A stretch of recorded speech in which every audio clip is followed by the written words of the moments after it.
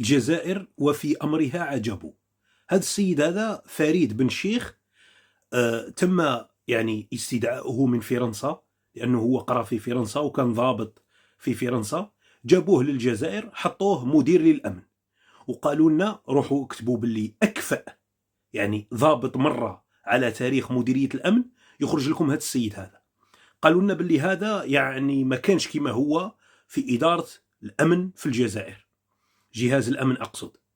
بعدها كرمه تبون، أعطاه وسام الاستحقاق كأكفأ واحد مر على تاريخ مديرية الأمن الجزائري. بعدها بشهر تنحية مدير العام للأمن الوطني فريد بن شيخ، تنحية، ومن بعد زادوا داروا له سحب الجواز تاعو ومنعه من السفر. بعدها بأيام من تنحيته تم تصفيته يعني، وبعثوه لدار الآخرة يتحاسب. علاش؟ السؤال المطروح علاش؟ لأنه هذا السيد هذا لديه علاقات مع الموساد، مع الكيان، وخاصة في الوضع الحالي كثف اتصالاته مع الموساد، فاكتشفوا أمره وتمت تنحيته.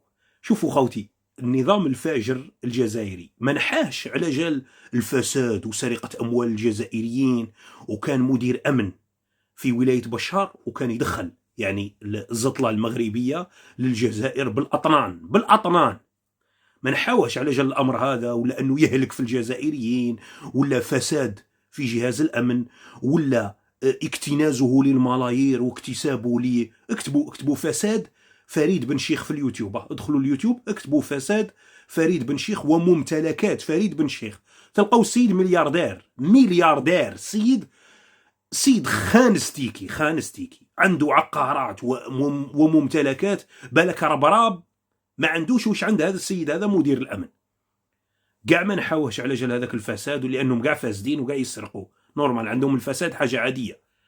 ولكن لما تعلق الأمر بإسقاطهم خافوا بأنه الأمر يتعلق بالكراسي تاوحهم، وراح تصرى لهم ثورة في الجزائر وتتخلط البلاد ويتنحوا من السلطة وكذا منا.